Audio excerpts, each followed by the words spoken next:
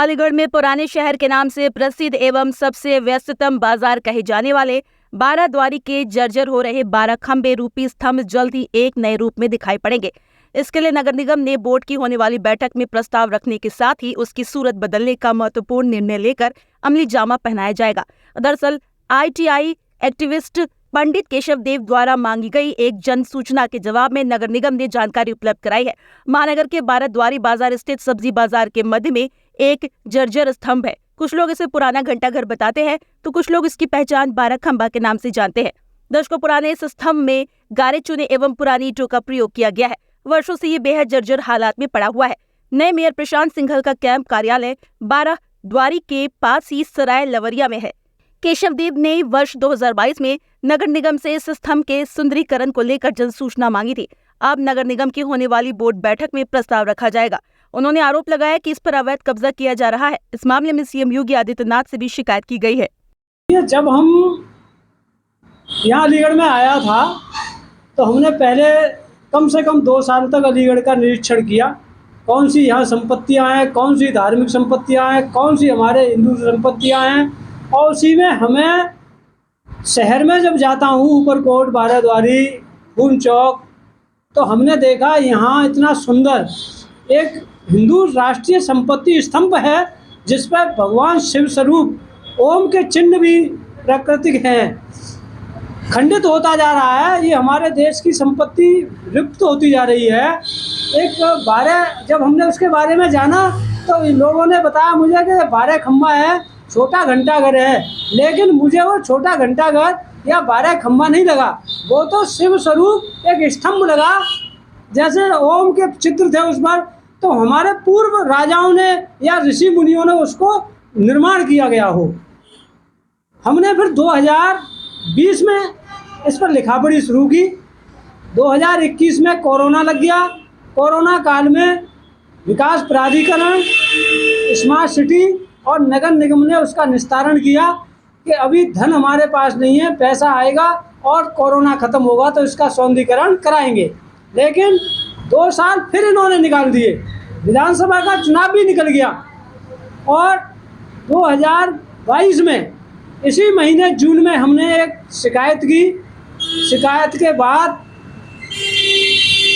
एक RTI file की और RTI की 1 साल की सुनवाइयों के बाद 3 जून 2023 में, यानी 1 साल के अंदर, मुझे उसके बारे में जानकारी इन्होंने उपलब्ध कराई और उसमें ये कहा गया कि ये हम सदन में रखेंगे, इसका जीर्णोद्धार कराएंगे, सौंदर्यीकरण कराएंगे, इसे अपने स्वरूप में लाएंगे। और जो विशेष समुदाय के लोगों ने, मुस्लिम समुदाय के लोगों ने उस पर जो अवैध कब्जा किया है, उसके स्वरूप को जो खंडित करने का काम किया है, धीरे धीरे वो अपनी पहचान खोता जा रहा है। लेकिन हम इस पर बराबर लगे रहे, कभी दिन में कभी शाम को रास्ते में निकलते शाम उसके फोटो वीडियो बनाते रहे, जिससे कि ये अपने स्वरूप में बना रहे, इसे अराजक तत्व खत्म ना कर दें। जब हम वहाँ वीडियो फोटो बनाता हूँ और जाता हूँ तो वहाँ के जो कब्जाधारी लोग हैं, जिन्होंने उस पर अवैध कब्जा करके इस सुंदर स्तंभ को, हिंदू संपत्ति को, सनातन धर्म की संत ऋषियों की पहचान को खत्म करने का जो काम कर रहे थे, उनके अंदर भय हो गया और वो धीरे धीरे अब उससे छेड़छाड़ी उन्होंने बंद कर दी। लेकिन अब मुझे बड़ी खुशी है कि मेरी 3 साल की मेहनत नगर निगम के द्वारा सफल होने जा रही है। महापौर जी से हम यही उम्मीद रखूँगा।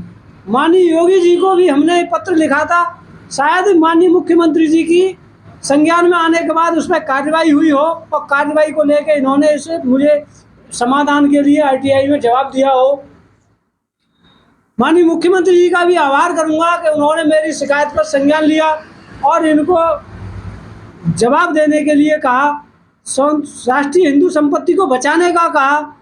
देखिए, एक चीज़ और है, जब हम 3 साल से इस संपत्ति को बचाने की पहल कर रहा हूँ, बराबर नगर प्रशासन से, विकास प्राधिकरण से, स्मार्ट सिटी से, यहाँ तक कि मैंने जिलाधिकारी महोदय को तहसील दिवस में भी इसकी शिकायत दी थी।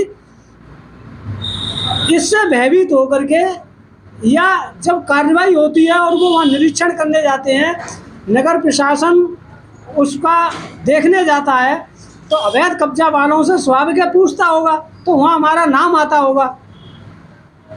अब जब हम पिछले कई महीनों से जब वहाँ आना जाना कर रहा हूँ, तो वहाँ जो कब्जा किए हुए जो लोग बैठे हैं वो मुझे देख करके भयभीत होते हैं और निकलते में हमारे ऊपर ऐसा कमेंट करते हैं जिससे कि ये बिछड़ जाए और झगड़ा करे।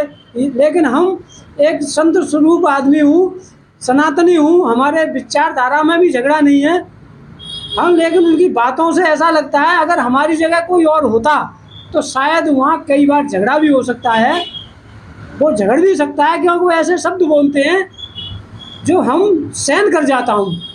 लेकिन हमारा लक्ष्य उनसे झगड़ने का नहीं है, हमारा लक्ष्य है हमारे शिव जी के स्तंभ को, हिंदू सनातन धर्म की इस पहचान को बचाना, हमारे संत ऋषि मुनि राजाओं की पहचान को बचाना, इसका सौंदर्यीकरण कराना। और हम तो ये चाहूँगा कि ये जो ओम शिव भगवान के ओम का पद जो स्वरूप चिन्ह है उसमें उसी रूप में इसका सौंदर्यीकरण कराया जाए, 12 द्वारी 12 खंबे की एक अपनी पहचान को बरकरार रखा जाए। और यहाँ जब इसका सौंदर्यीकरण हो तो भगवान शिव की भी प्रतिमा ऊपर लगा दी जाए, जिससे हमारे खेरेश्वर भगवान से लेकर के ऊपरकोट द्वारकाधीश भगवान से लेकर के और बेसमा विश्वामित्र की तपोभूमि और संत हरिदास की तपोस्थली ऊपरकोट, कोयल ऋषि की तपोभूमि और हरिवन की अपनी एक पहचान बरकरार बनी रहे।